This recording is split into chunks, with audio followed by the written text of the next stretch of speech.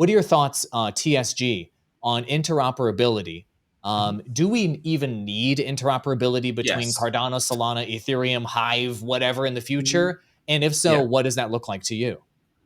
The answer to that question, yes, we do need that. But before I go into that, I do want to say one thing about the whole metaverse Mark Zuckerberg thing.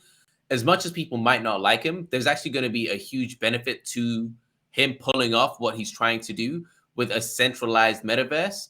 The same way that, like, for example, a lot of people didn't actually like or were super against iPhones or smartphones back in the day.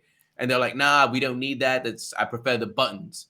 And once they got into the technology of the smartphone and they got educated with the technology, now those same people are switching up from the iPhone to Samsung, Huawei, all these other different brands. So I think the same thing's going to happen with metaverse, whereas we're always going to need a world where there is some centralization and some centralized systems and some decentralized systems. So I think a lot of people, it's the centralized version of the metaverse is going to onboard a lot of people. And once they get educated to the technology, they understand the benefits of it. They'll start to realize and say, oh man, the iPhone isn't the best smartphone. I can do a lot more than Android. And it's the same thing. They'll look at the metaverse and say, yo, look, this is cool. I got a lot out of it. I'm used to this now. But now let me see what's on the other side. So I do want to mention that with everyone hating Zuckerberg, I think there's going to be a lot of benefits to what he's doing as well. And also, you don't need to play in that metaverse if you don't want to.